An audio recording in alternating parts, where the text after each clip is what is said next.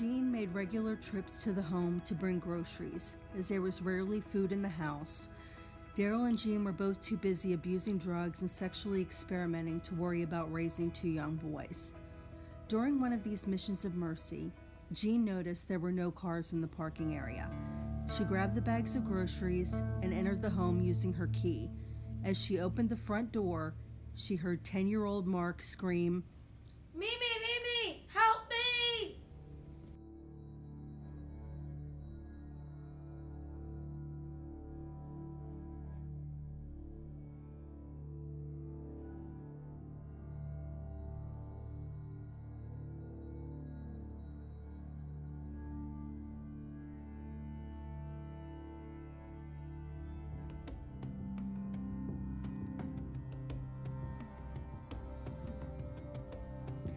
Jean put Mark in the bathtub and prepared to take him to the hospital.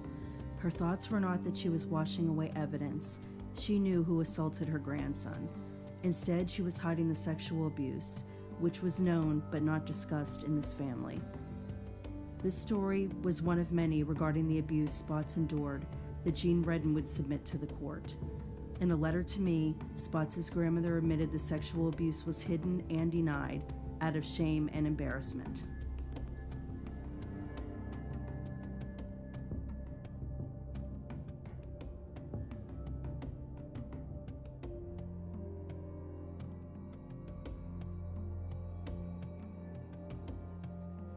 Dustin was the loose cannon, the one who had told children and youth in the past about the things that were going on in their various homes. Somehow, Daryl and Jean were able to convince the caseworkers otherwise, and Dustin would end up in placement for a few months.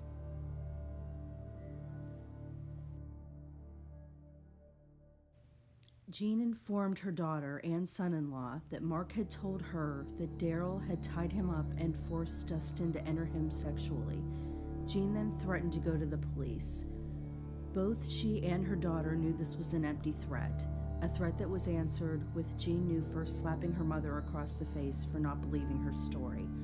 She told her mother she would take care of her son and she would be the one to take him to the hospital, and she demanded that her mother leave the house.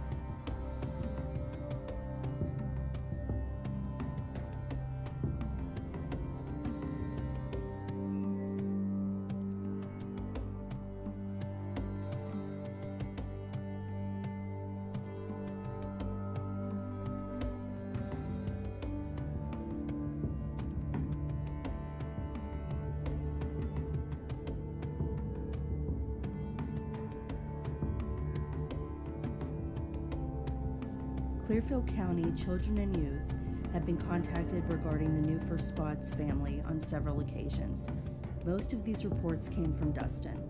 Dustin had run from the home several times, would report the abuse, Jean and Daryl would deny it, they would be believed, and there would be little, if any, investigation, and Dustin would be sent off to a group home or juvenile placement.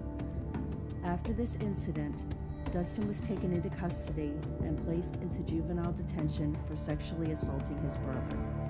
Jean Redden begged Mark to tell the truth, but he refused, stating they would send him away like they did Dustin.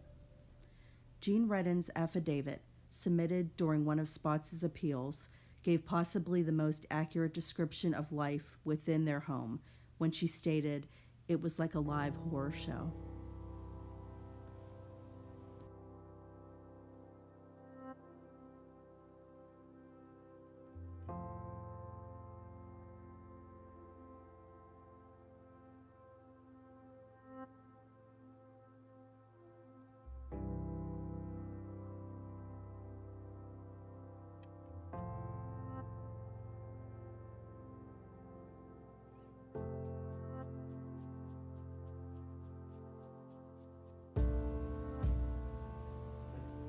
Please come back next week for the next installment of my documentary Spree Killer, and don't forget to like and subscribe. Thanks for watching.